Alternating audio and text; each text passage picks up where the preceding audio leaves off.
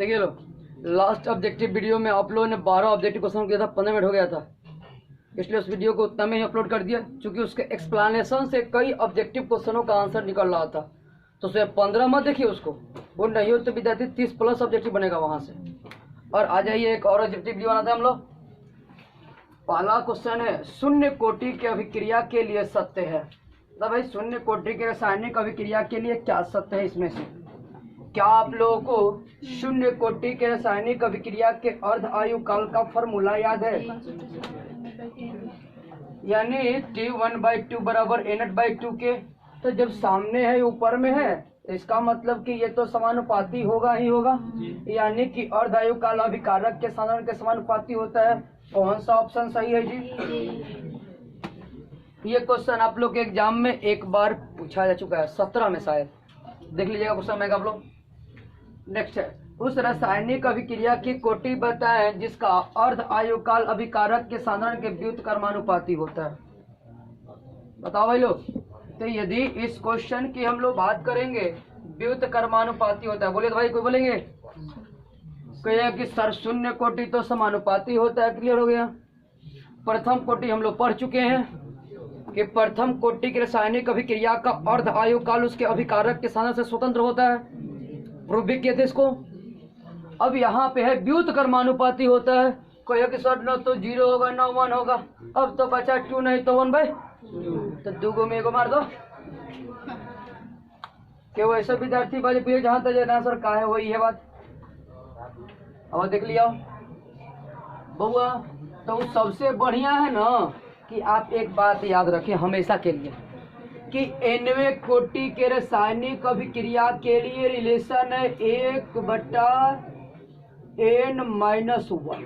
बस याद रखिएगा, nवें कोटि के रासायनिक अभिक्रिया का अर्ध आयु काल और उसके अभिकारक के सांद्रण के मध्य सही संबंध यही है। अब बताओ आप n का वैल्यू यहाँ कितना रखोगे कि T1/2 1/a मिले। तो n का वैल्यू 2 रखेगा तभी ना। तो यहाँ पे कोटि बाबू जब आप पुट कर रहे हो तभी ना। मान लीजिए कि आप 1 पुट कीजिए यहाँ पे, तो T1/2 बताओ वो यहाँ 1 पुट करो तो 1 में से 1 गया, यानी 1/0 यानी। अब बताओ वो यहाँ पे कहीं a वगैरह आ रहा है, तो इसका मतलब हुआ कि सिर्फ यहाँ पे 1 है। दैट मीन्स कि ये अभिकारक के सांद्रण से स्वतंत्र होता है ना।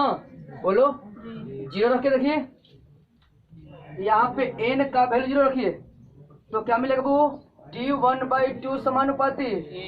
जो बाबू इसके पहले जो पहला क्वेश्चन था वो निकल के आ गया। तो हम लोग के लिए बहुत इंपॉर्टेंट फॉर्मूला मिल गया यहाँ पे कि T1/2 जो है यानी nवें कोटि के रासायनिक अभिक्रिया का अर्ध आयु काल और उसके अभिकारक के साधारण के मध्य संबंध। नोट कर लेंगे आप।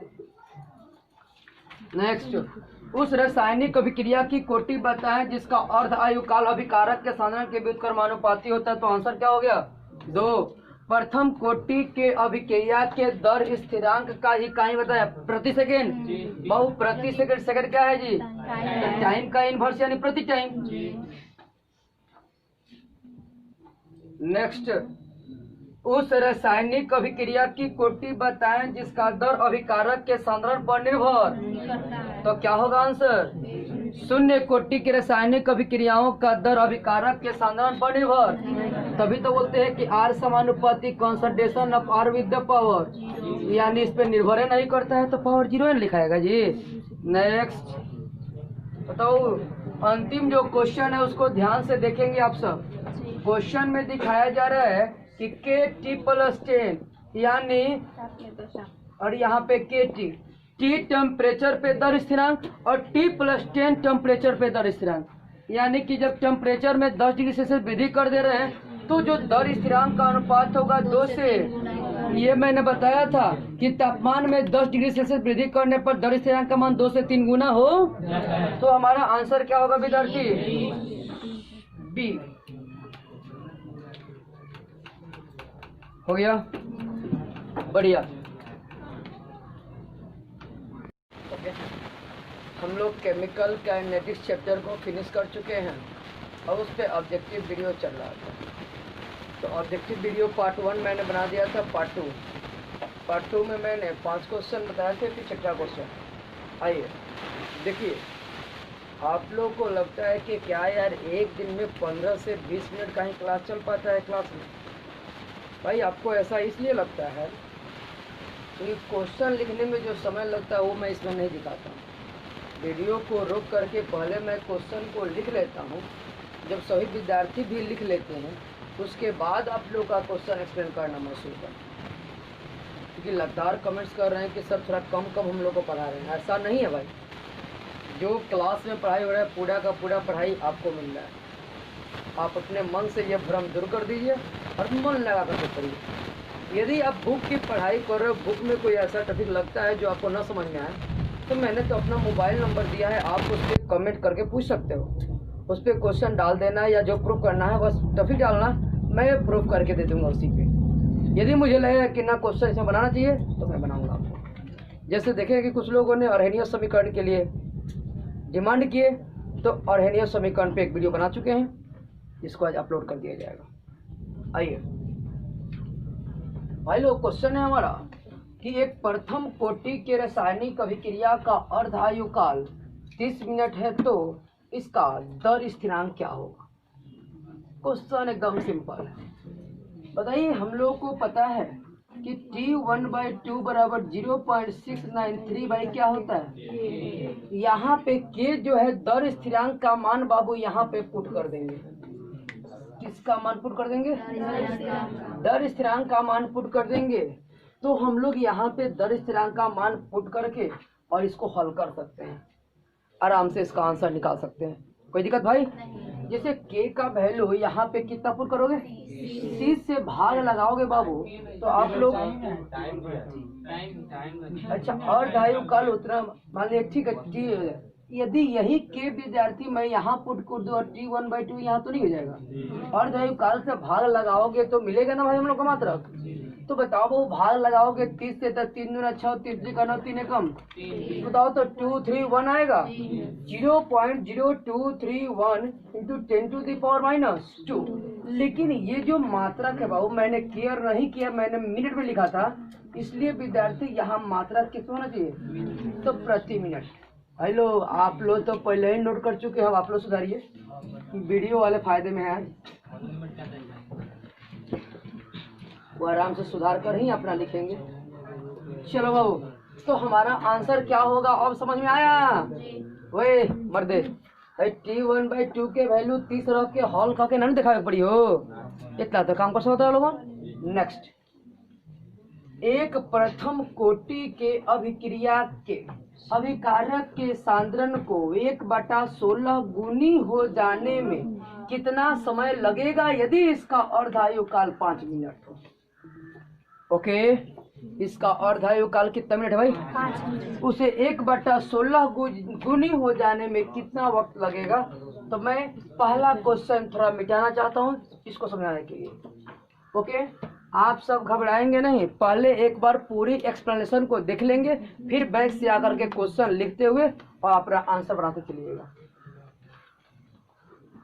और हाँ, देखिए ध्यान से विद्यार्थी, यहाँ पे मान लीजिए कि इसका सांद्रण कितना है जी? तो बबुआ इस A को A/2 होने में जितना समय लगेगा वही तो अर्धायु काल कहलाएगा। इस A/2 को और आधा यानी A/4 होने में जितना समय लगेगा वो क्या कहलाएगा? इस A/4 को बबुआ A/8 होने में जितना वक्त लगेगा वो अर्धायु काल कहलाएगा। इस A/8 को A/16 होने में जितना समय लगेगा वो क्या कहलाएगा? अर्धायु। अब बताओ, इस A को 1/16 हो जाने में कई बार अर्धायु काल का सामना करना पड़ेगा? 4 बार, तो हर बार 5 5 5 5 कुल मिला के। बड़ी बात, पहले तो टफ लग रहा था, क्या कैसे बनेगा? तो शॉर्टकट बनाने का तरीका है 1/16 मतलब 1/2 के पावर, जितना पावर आया उतना गुना कर दीजिए अर्धायु काल को,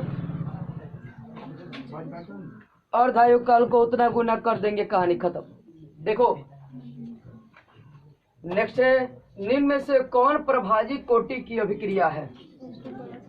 तो बाबू ये तो शून्य कोटि की अभिक्रिया है, ये है द्वितीय कोटि की अभिक्रिया, ये है प्रभाजी, चूंकि इसमें Br के पावर 1/2 यूज होता है। ठीक। तो प्रभाजी मैंने बताया था जिसमें कोटि एक भिन्न संख्या हो वे सभी रासायनिक अभिक्रिया जिसका कोटि एक भिन्न संख्या हो क्या कहलाता है? प्रभाजी। नेक्स्ट, उत्प्रेरक के संबंध में सत्य है। उत्प्रेरक क्या करता है? तो बाबू यह है, यह अभिक्रिया प्रारंभ करता है, ये बात गलत है। उत्प्रेरक कभी किसी रासायनिक अभिक्रिया को स्टार्ट नहीं कर सकता। पहले से जो अभिक्रिया स्टार्ट रहती है उसी के दर को ये बढ़ा या घटा सकता है। Always remember it. Second point, यह सदैव दर को बढ़ाता है, ये भी कहना गलत है। ये विद्यार्थी आवश्यकता अनुसार दर को प्रभावित करता है, यानी अभिक्रिया के दर को नियंत्रित करता है। दैट मीन्स कि आवश्यकता पड़ता है तो बढ़ाता है, आवश्यकता पड़ता है तो घटाता है। लेकिन यह अभिक्रिया के दर को बढ़ाने या घटाने के लिए यह उसके संक्रियण ऊर्जा को प्रभावित करता है। किसके? उसके संक्रियण ऊर्जा को, एक्टिवेशन एनर्जी को बढ़ा या घटा देता है, जिससे दर प्रभावित हो जाती है। अगला है, इससे साम्यावस्था प्राप्त करने का समय घट जाता है। यस, जो अभिक्रिया विद्यार्थी जो साम्यावस्था देर से प्राप्त हो रहा था, उत्प्रेरक की उपस्थिति के कारण वह साम्यावस्था जल्द प्राप्त हो जाता है, लेकिन इससे साम्य बिंदु प्रभावित नहीं होती है। यानी ये तीनों बात गलत है, याद रखेंगे। क्वेश्चन विद्यार्थी यहाँ से मिलते हैं अक्सर। औसत आयु तथा अर्ध आयु में संबंध। बाबू ये हम लोग अपना पूरा चैप्टर पढ़ेंगे तो उसमें विद्यार्थी मैंने कहीं नहीं बताया है कि औसत आयु और अर्ध आयु में संबंध बताइए। क्यों? क्योंकि विद्यार्थी ये 11th क्लास का टॉपिक है। 11th में जब आप लोग रेडियो सक्रिय तत्वों को पढ़ रहे थे तो वहाँ पे बताया गया था कि किसी भी रेडियो सक्रिय तत्वों का औसत आयु उसके विखंडन स्थिरांक के व्युत्क्रमानुपाती थे या व्युत्क्रम होता है। तो ये विखंडन स्थिरांक और यहाँ पे बोल दीजिएगा दर स्थिरांक। अब बताओ, एक बटा दर स्थिरांक का वैल्यू होता है वो कि 0.693 बटा T1 बाई। अब बताओ इसको ऊपर भेजोगे तो 1 बटा 0.693 इंटू T1 बाई 2 मिलेगा कि नहीं? बाबू ये ऊपर जाएगा तो ये हो जाएगा 1000 बटा में 693 इंटू T1 बाई। इसी को हल करेंगे तो 1.44 इंटू T1 बाई 2 मिलेगा। कौन सही है जी? यस। तो बबुआ अब देखो इससे फायदा क्या होगा। अब यहाँ से भी एक ऑब्जेक्टिव में 11 है ना, 12 13 जो अभी और ऑब्जेक्टिव बनेगा, इसलिए मैं बनवाऊंगा ये क्वेश्चन। ठीक है ना? अगला क्वेश्चन देंगे। नेक्स्ट, उस रासायनिक अभिक्रिया की कोटि बताएं जिसके अभिकारक के साधन को 4 गुना करने पर अभिक्रिया की दर 2 गुनी हो जाती है। हाँ बताओ बाबू। आर गुड, बढ़िया बताया, बहुत बढ़िया बताया आप लोग। 1/2। यस। आर बराबर के इंटू छोटा आर बराबर के into concentration of r with the power 8। मैं पूछ रहा हूँ कि एक नया दर जो है आर डैश, यह के इंटू अभिकारक के सांद्रण को 4 गुना कर रहे हैं। आखिर हम पावर के रूप में क्या रखें कि यहाँ से वैल्यू 2 निकल के आए? तो स्वाभाविक बात है कि 4 का वर्गमूल निकलेगा तो 2 निकल के आएगा। तो वर्गमूल यानी 1 बटा, यानी कि कोटि कितना जी? यस। अब आप लोगों को क्या करना है भाई, वीडियो को रोक करके नोट कर लेना है। चलिए 12 नंबर क्वेश्चन। एक प्रथम कोटि की अभिक्रिया का अर्ध आयु काल 100 सेकेंड है तो उसका औसत आयु कितना होगा? क्योंकि मैंने अभी फॉर्मूला बताया था आप लोग को कि औसत आयु capital T is equal to 1.44 into T1 by. चलो, प्लेटिनम की उपस्थिति में अमोनिया का विघटन किस कोटि की अभिक्रिया का एग्जाम्पल है? शून्य कोटि की अभिक्रिया का एग्जाम्पल है, याद रखिएगा। NH3 प्लेटिनम की उपस्थिति में ब्रेक होगा N2 और H2 में, तो यह शून्य कोटि का अभिक्रिया का एग्जाम्पल है। अम्लीय माध्यम में सोडियम एसीटेट का जल अपघटन, बबुआ याद करो रिएक्शन, CH3COO प्लस में H2O और ये बनेगा CH3COOH प्लस में Na। ये जो विद्यार्थी अभिक्रिया है तो बताओ तो बाबू ये किस कोटि की अभिक्रिया है? कहोगे छद्म कोटि की अभिक्रिया है, तो छद्म कोटि की अभिक्रियाओं की कोटि। यस। नेक्स्ट, उस रासायनिक अभिक्रिया की कोटि बताएं जिसका अर्धायु काल अभिकारक के सांद्रण के समानुपाती होता है। शून्य, क्योंकि इसके लिए T1/2 बराबर होता है N0/2 के ना, N0/2 के। हो गया, चलिए बढ़िया विद्यार्थी, इन ऑब्जेक्टिवों को आप क्लियर कर लेंगे। इसमें मैंने काफी समय दिया आप लोगों को केमिकल काइनेटिक्स में। अभी भी कोई दिक्कत है तो आप लोग कमेंट्स कर सकते हो या फिर व्हाट्सएप पे क्वेश्चन डाल सकते हो। और आपको क्या करना है, मैं इस चैप्टर का 5 सब्जेक्टिव क्वेश्चन बोल रहा हूँ जो आपको क्लियर करना है। क्वेश्चन लिखिए, क्वेश्चन लिखिए। पहला सब्जेक्टिव क्वेश्चन, निम्न में अंतर लिखें।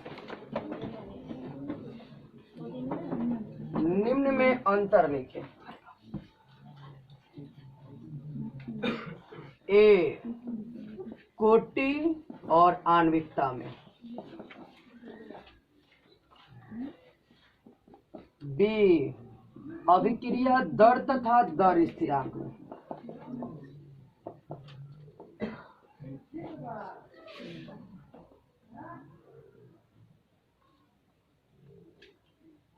दूसरा क्वेश्चन, निम्न को परिभाषित करें। निम्न को परिभाषित करें। पहला,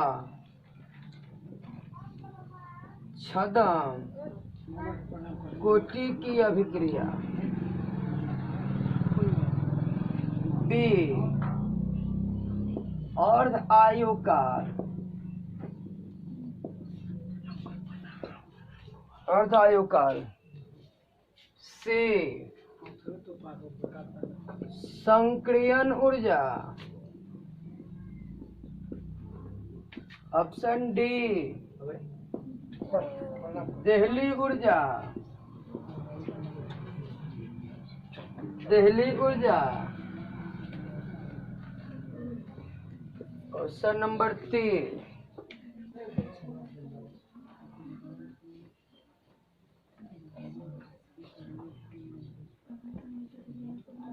तीसरा क्वेश्चन, रासायनिक अभिक्रिया के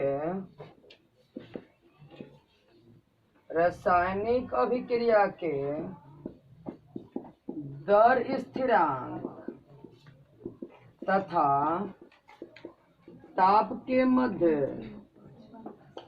संबंध लिखें। हाँ, आ रहे नियत समीकरण। Yes, well done. 4 number question,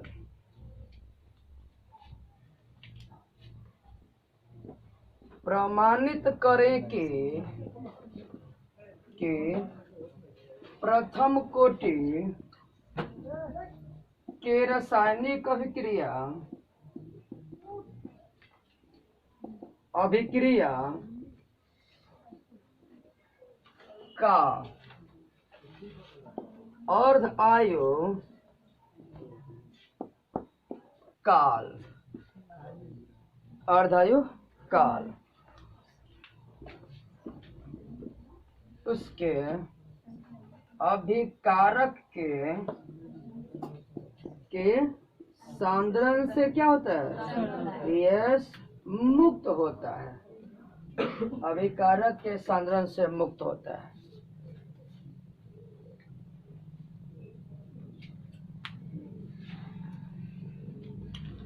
पांचवा क्वेश्चन, अभिक्रिया दर से आप क्या समझते हैं? इसे प्रभावित करने वाले कारकों को लिखें। बस इतने टॉपिक को आप लिखोगे, इतने क्वेश्चनों को। बस इस चैप्टर में और 2 क्वेश्चन बनता है क्या? शून्य कोटि की अभिक्रिया के दर स्थिरांक का व्यंजक और प्रथम कोटि का व्यंजक। यदि इसको कंप्लीट करते हैं तो इस चैप्टर का सब्जेक्टिव क्लियर हो जाएगा आपका। ओके, तो विद्यार्थी इतना आपको कर लेना है, और यदि बना लेते हैं तो आप चेक करने के लिए व्हाट्सएप पे डाल सकते हैं। मैं चेक और बता दूंगा कहाँ पे गलती है आपका। ओके, इस वीडियो में इतना ही। जय हिंद, जय भारत।